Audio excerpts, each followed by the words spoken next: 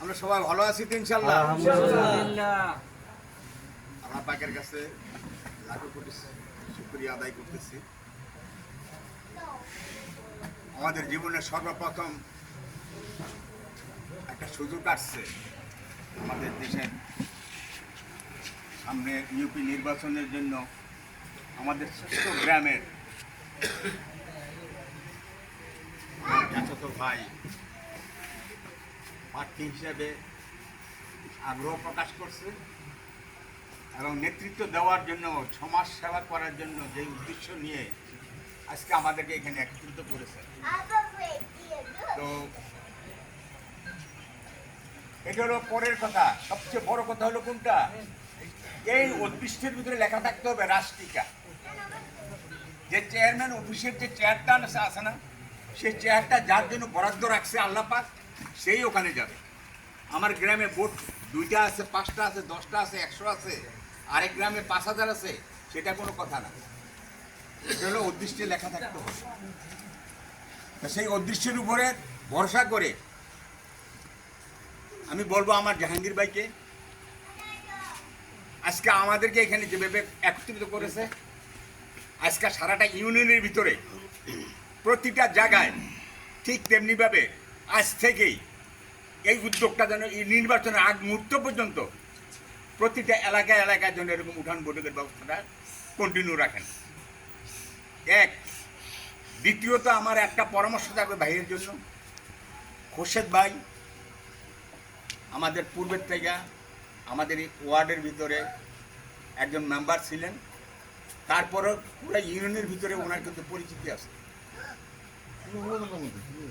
তো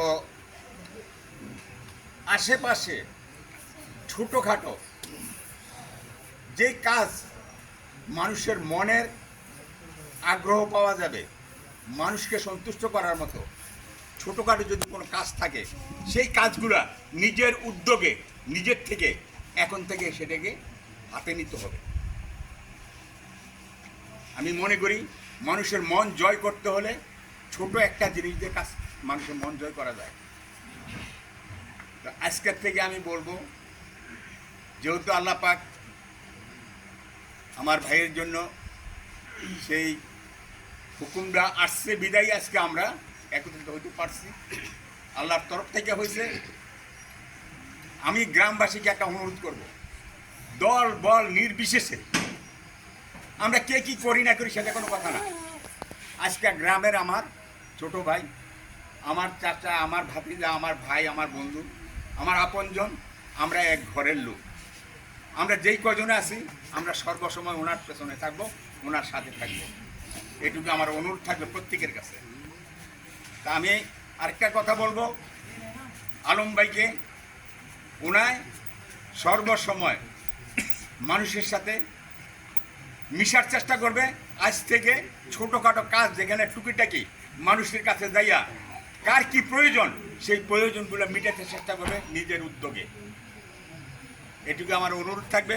ইনশাল্লাহ আশা করি আল্লাহ পাক যদি নসিবে রাখা থাকে অবশ্যই আমাদের জয় নিশ্চিত। তো আল্লাহর তরফ থেকে যদি এটা আমাদের ভাগ্যে না থাকতো তাহলে কোনোদিনও এই জিনিসটা আমরা আশা করতে পারতাম না। আমি মনে করি আমাদের আল্লাহ পাক ইচ্ছাকৃতভাবে আমাদের উপরে সেটা অর্পণ করেছেন, তবে সেটাকে আমাদের ধরে রাখতে হবে। এ বলে আমার বক্তব্য শেষ করছি।